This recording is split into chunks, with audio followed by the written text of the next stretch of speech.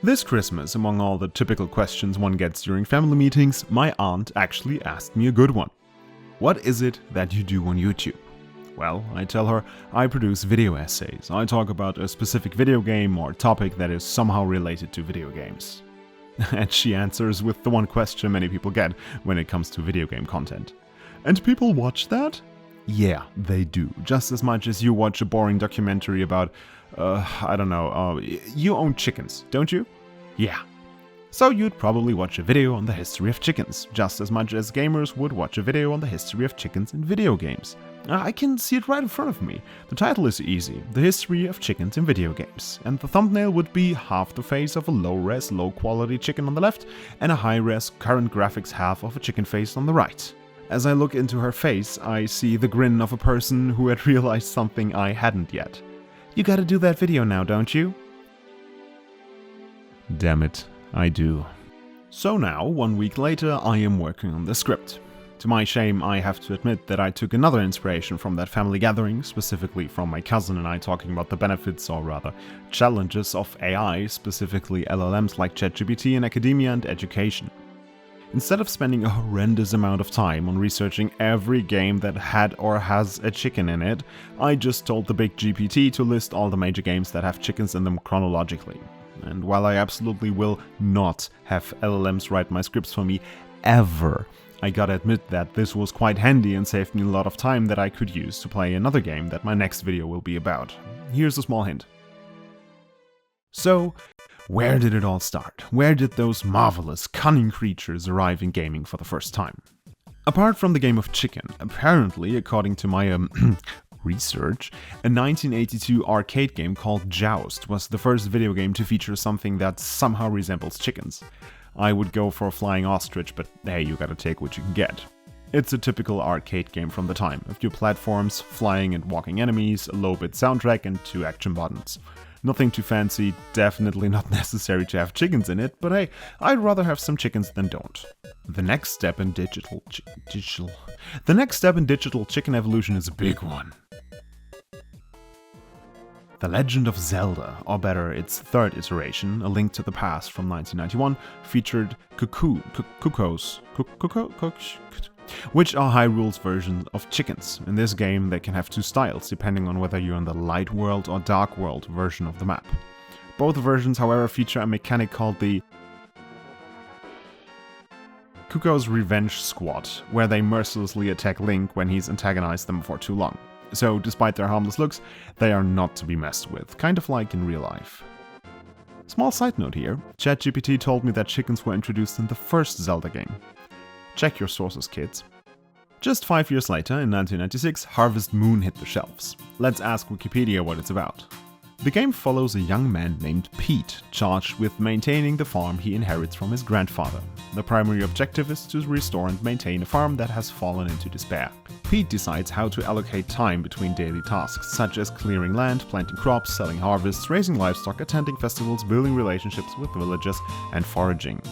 Yeah, well, there had to be a farming game at some point when talking about chickens. They are one of the 4 main animals in the game besides cows, a dog, and a horse. I mean, even old MacDonald knew the importance of chickens in farming.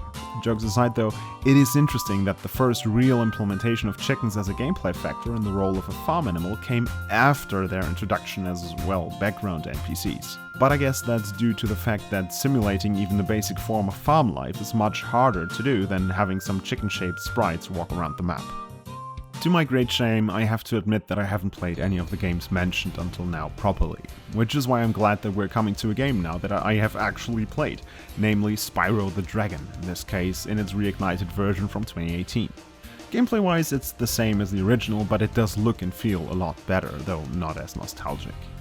As if it had been developed for the script, chickens in Spyro are the middle ground between the Harvest Moon and the Zelda chickens. They serve a gameplay purpose, namely as fodder, but they are also decor and NPCs and fill the game world. Compared to Harvest Moon though, their role is not as important, as there are plenty of other animals Spyro can turn into roasted versions of themselves. Do you guys remember the Chicken Run movie? I think I saw that once, but that was a long time ago. There's actually a game by the same name developed by Blitz Game Studios and published by THQ, and in this game, in 2000, we finally take the big step. We play as a chicken. The game follows the story of the movie, that being a couple of chickens trying to break out of their confinement and outrunning the evil Mr. and Mrs. Tweedy in gameplay that is in parts, and I can't believe I'm reading this right now, not too different from Metal Gear Solid. I guess when you're the first to do chickens as your video game heroes, you gotta do it right. But what is that? In 2004, chicken haters entered the game. The Fable fandom states that chickens are found throughout Bowerstone and Orchard Farm and are readily available for kicking? In Fable The Lost Chapters and Fable Anniversary, a chicken kicking competition is available in Oakvale, in which the hero of Oakvale can win the chicken hat for earning the highest score, along with other prizes such as a silver key. The title Chicken Chaser is also the default title for the hero. Now that is something I cannot do to my feathered friends. I will not endorse this kind of behavior on my channel. So let's take a look at a video game series that treats them right. Oh no. Morrowind, Oblivion, and Skyrim from 2002, 2006, and 2011 respectively all featured chickens as part of the environment. And by the time Skyrim hit the shelves at the very latest, chickens had become an integral part of the video game scene. They look and act funny, sound funny, and are memeable, which is almost a guaranteed success on the internet. Just ask the cats.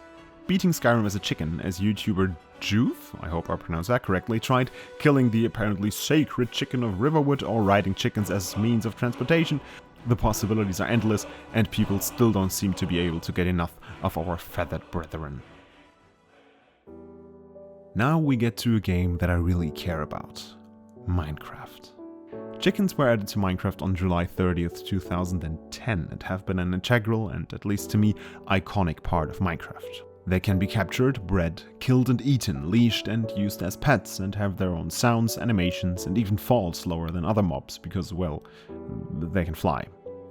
Coming back home after a long digging session or an adventurous tour into the wild and seeing those friendly faces with absolutely nothing going on behind them, or hearing their clucking and tiny steps on the floor, is such a nostalgic, peaceful feeling to me that I would argue that their implementation into this game has been the peak of chickens in video games. During the 2010s and 2020s, many IPs got new titles like Harvest Moon, Animal Crossing, or the Zelda series, and of course included more chickens. The advent of indie games, or lower budget games in general, saw some wild releases, such as Bomb Chicken from 2018, which is a puzzle platformer with a bomb-laying chicken protagonist, or Cluck Jäger in Escape from the Planet of the Poltroid from 2019, which is a survival horror game. It looks like it's similar to FNAF, but it seems to be region-locked in Germany, and maybe it's better this way.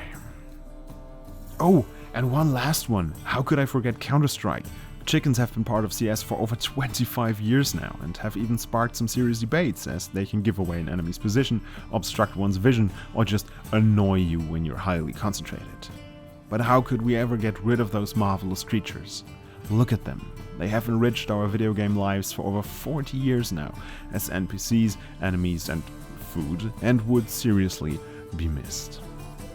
I don't know how to end this video, to be honest. This has been an interesting ride. So I will just say what I say every time. Thanks for watching.